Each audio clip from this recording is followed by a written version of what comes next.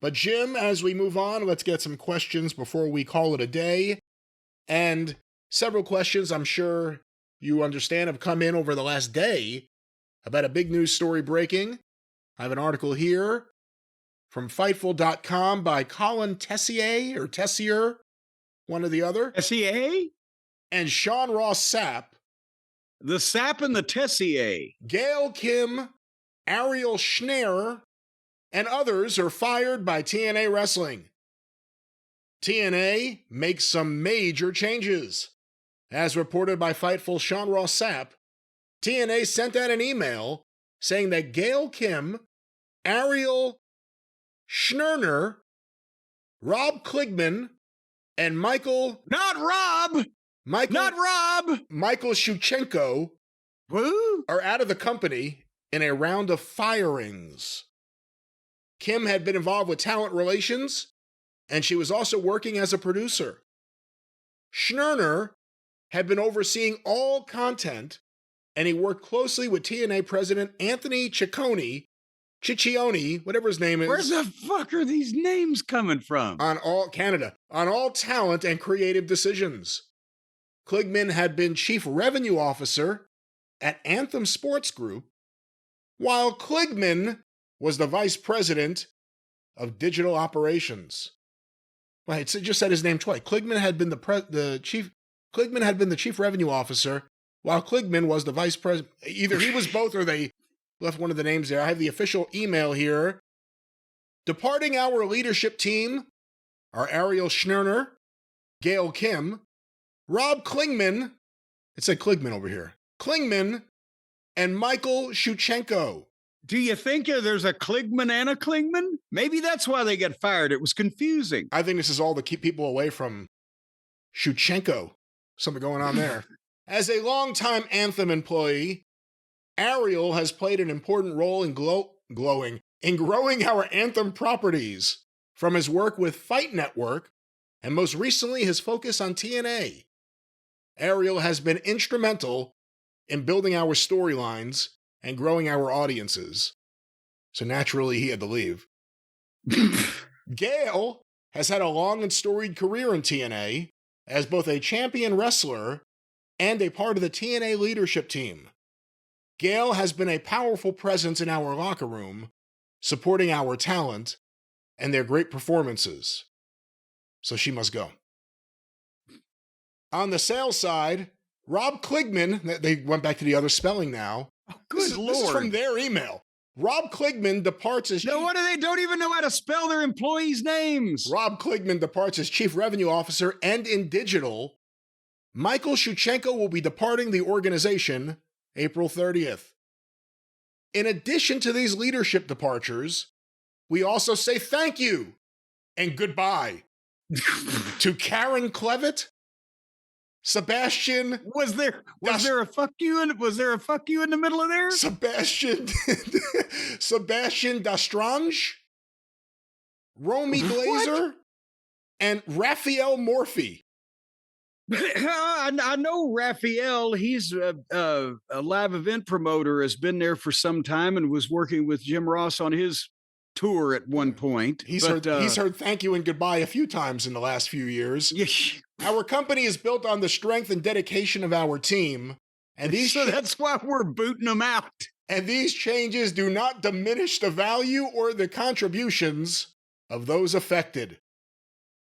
So let me stop there. We have more news, but let's first go through this press release here about who's leaving.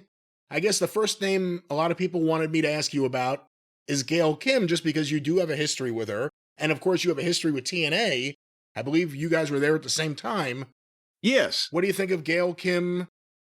What do you think of what Gail Kim brings to the table right now in 2025? Would she be an asset to AEW or WWE? And what do you think of her leaving TNA?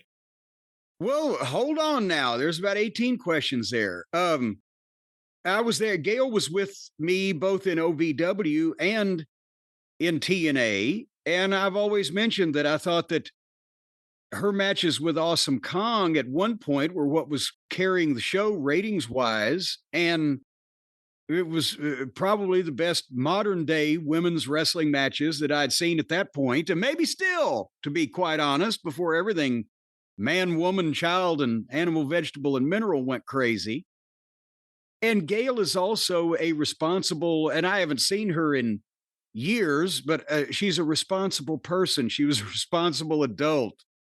If she's transitioned into production, talent relations, helping the girls with their matches, that's certainly a job that I would put Gail Kim on a very short list of people that I would want doing that in a wrestling company. So I don't know what is going on over there within the organization, but at the same time, I don't know that she's, how can I put this? I don't know that she's been out shopping for more work. She's also, last I heard, been happily married to Robert Irvine, one of the celebrity chefs. And I don't think she's, out there turning her resume in for every company in the world. But, if you're going to have a female producer for the company or for the female TNA talent, I can't think of many that would be better. So I don't know what the problem is there. Would she be an asset for AEW Well, behind the scenes? well, now I have to say, no, I've just put Gail over, but no, you can't be an asset there. You can only be aggravated there if you care about what you're doing and have any knowledge of the wrestling business. She would probably be somewhat miserable, shaking her head at why the fuck is all this shit going on? She's a rational professional in the industry. And of course, all these changes, all these firings at TNA are coming on the heels of their recent change at the top. It doesn't have his name here anywhere. There was a guy named Silva they just put in charge of TNA, didn't they? And now his name's not in this article. He is still the president of TNA from one that I'm seeing, but he's the one that issued the memo announcing that everybody else is gone. Is it weird that you see all these firings at a period of time where I think everyone's kind of acknowledged TNA has more positive buzz right now than it has at least in a decade, maybe more? And obviously, well, yeah, that's the WWE relationship's a big thing, but what do you think of the timing? That's again, what it was months and months ago now. They fired D'Amore, and everybody was like, "Oh gosh!" But their business picked up, and I'm not saying it was a direct cause and result or whatever, but their business picked up. So now we're hearing good things, and they're dealing with the WWE, and they've got crowds at their tapings, and now they fire everybody that's in charge of everything again. What makes these people happy?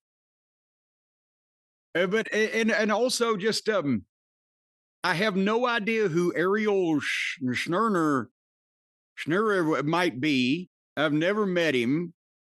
They made him apparently effectively the head of creative because he was the executive producer of the television, but he'd never been involved in the wrestling business. So I'm pretty sure that any of the wrestling ideas or wrestling, the meat and potatoes of the thing have not been coming from him to begin with. So I don't know whether that's a big deal or not. Maybe he was getting in the way. Yeah, at this point, when you get made the head of creative, you're just one step away from being fired. Yeah. But I mean, seriously, he'd been a executive within that organization rather than a wrestling person. So whatever.